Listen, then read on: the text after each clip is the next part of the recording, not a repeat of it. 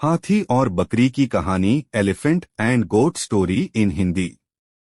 एक जंगल में एक हाथी और एक बकरी रहते थे।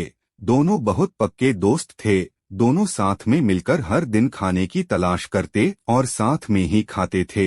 एक दिन दोनों खाने की तलाश में अपने जंगल से बहुत दूर निकल गए। वहां उन्हें एक तालाब दिखाई दिया। उसी तालाब के किनारे एक बेर का पेड़ था।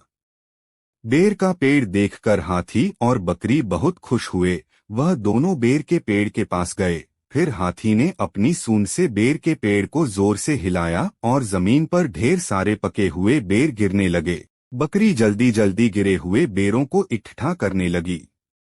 संयोगवश उसी बेर के पेड़ पर एक चिड़िया का घोंसला भी था, जिसमें चिड़िया का एक बच्चा सो रहा था और चिड़िया दाने की खोज में कहीं गई हुई थी। बेर का पेड़ जोर से हिलाने के कारण चिड़िया का बच्चा घोंसले से बाहर तालाब में गिर पड़ा और डूबने लगा।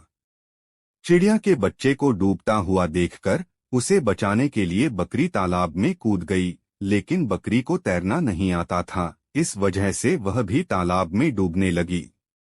बकरी को डूबता हुआ देखकर हाथी भी तालाब में कूद गया और उसने चिड़िया के बच्चे और बकरी दोनों को डूबने से बचा लिया। इतने में चिड़िया भी वहां पर आ गई थी और वह अपने बच्चे को सही सलामत देखकर बहुत खुश हुई। उसने हाथी और बकरी को इसी तालाब और बेर के पेड़ के पास रहने के लिए कहा। तब से हाथी और बकरी भी चिड़िया के साथ उस बेर के पेड़ के नीचे रहने लगे।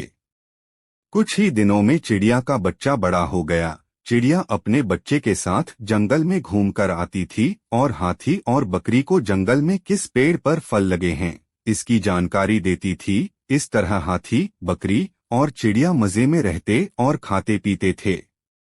कहानी से सीख, हमें किसी का बुरा नहीं करना चाहिए। अगर हमारी गलती से किसी को परेशानी होती है तो उस गलती को सुधारना चाहिए और मनमुटाव दूर करते हुए एक दूसरे की मदद करनी चाहिए।